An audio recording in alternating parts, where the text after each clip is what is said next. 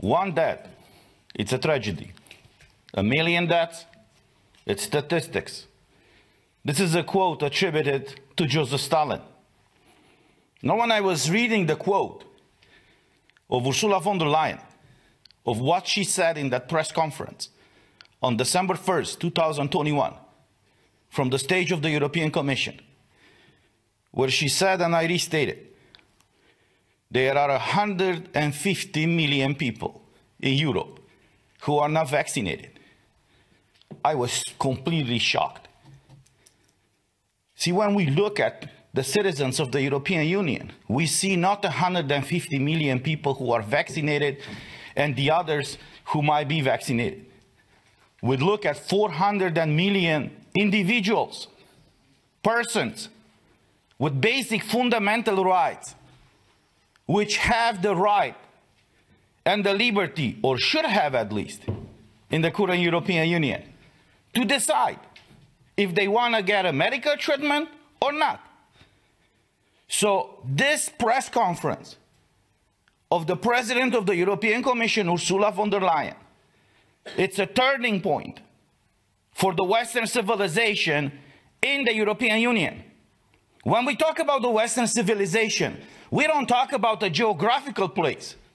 We are talking about a set of values that created what we call today Occident or Western world, that everybody is referring to, that a lot of billions of people from around the world are trying to get here. This is the reason why we have the issue of the illegal immigration all over the place. Because this is the only place in the world that created and creates prosperity for people. And the reason why it's doing that is because it's accepting every person. And it is acknowledging these basic fundamental rights that we all have.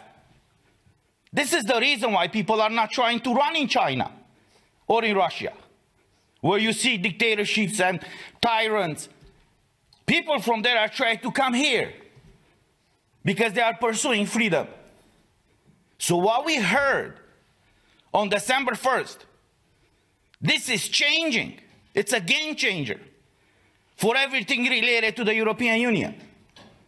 We've seen in the past 2.5 years, since the current President of the Commission is leading the European Union, unbelievable attacks to the sovereignty of the member states of the European Union.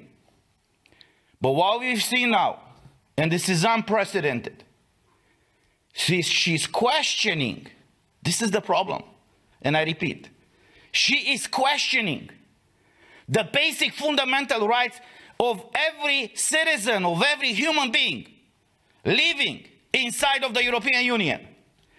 Because if she's raising the issue, let's talk about the mandatory vaccine. Let's have a discussion. Discussion about what? About forcing people to do something against their will, or to accept their freedom of choice. And as it is done always in these EU institutions, everything is a compromise. We've been part of the debates in the parliament. Everything that people say here, everything that majority of the people vote, is not a matter of right or wrong. No, let's have a compromise. What I'm asking the European citizens, where do you draw the line? Where do you compromise? How much of that power you want to give to the European Commission, to unelected bureaucrats, to decide against your will what to be vaccinated with in order to live a free citizen, if you can call it that way, you know, as Ivan said. So what she's doing right now, it is an attack to even the existence of the European Union. Because if you go in the Treaty of the European Union, Article 3 says the following, and I quote, "The Union shall offer its citizens an area of freedom, security, and justice." Freedom is not an abstract concept. Freedom, liberty, it's individual. It's personal. The government cannot say, well, you know, you have the choices between A and B. No, I want to be the one making those choices. You have to create for me an environment where I can exercise my right to choose. It's not you giving me options. It's me choosing my own options. So for us, it was mind-boggling to hear, even from the highest level in the EU, Ursula von der Leyen coming publicly and say, well, let's have a debate about it. Debate about stripping the basic fundamental rights of all the human beings living inside of the European Union. There's an article, another article in the Treaty of the European Union, Article 6, that says the following, and I quote, "The Union recognizes the rights, freedom, and principles set out in the Charter of Fundamental Rights of the European Union." And here's the first page of that charter. The first article is talking about human dignity. You see, it's not talking about the state. It's not talking about the Commission, about the Parliament, or the Council. The first article of this charter is emphasizing the role of human dignity and says human dignity is inviolable. It must be respected and protected. Article 2 is talking about the right of life.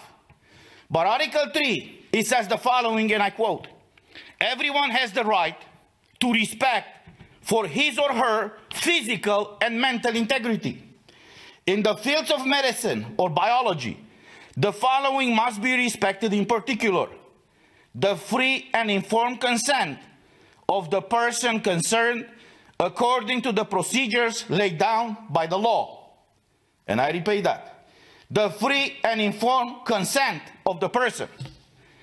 These are the basic values, the fundamental values that are the foundation of the European Union. Now, if she is challenging the foundation of this union, which was not based on institutions or governments, it was based on creating, as the treaty says, an area for its citizens, an area of freedom, security, and justice. Well, how can you have justice? How can you have security anymore if you are violating the basic fundamental rights of the EU citizens? I heard and I saw articles in the media saying, well, you know, some people from the right are contesting this. Look at us. I'm from the, let's say, the right side of the parliament. Christine is from the right. Francesca and Ivan are from the non-affiliate.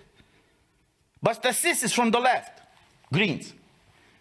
See, it's not a matter of right or left. It's a matter of right and wrong.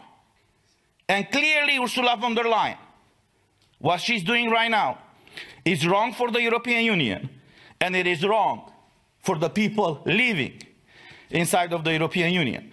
The reason why we wanted to have this first press conference about what she said is just to raise these issues, and we can guarantee you that this will not be the last one in regards to this.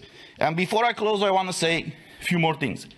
This Sunday, I was present at a huge protest that took place here in Brussels. March for Freedom.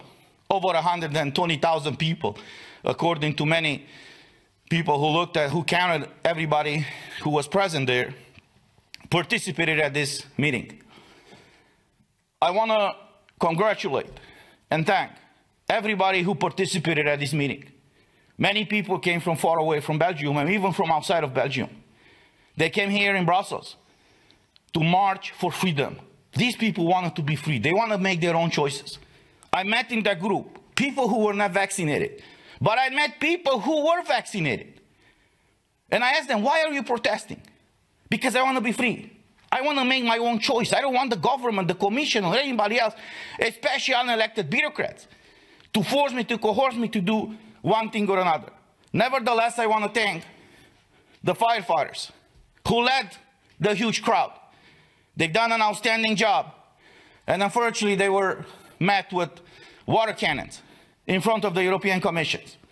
What shocked me when I got there, the European Commission was surrounded by barbed wires. So it was the Commission, a line of police officers geared up for war, a barbed wire, and the people. We haven't seen this kind of images in the European Union. Us, that are from the East, we've seen it before, but not here. And since this will be the last press conference for this year, I want to tell all of you guys, do not be afraid. We are here to fight for you. Merry Christmas, and God bless you. Thank you. Thank you.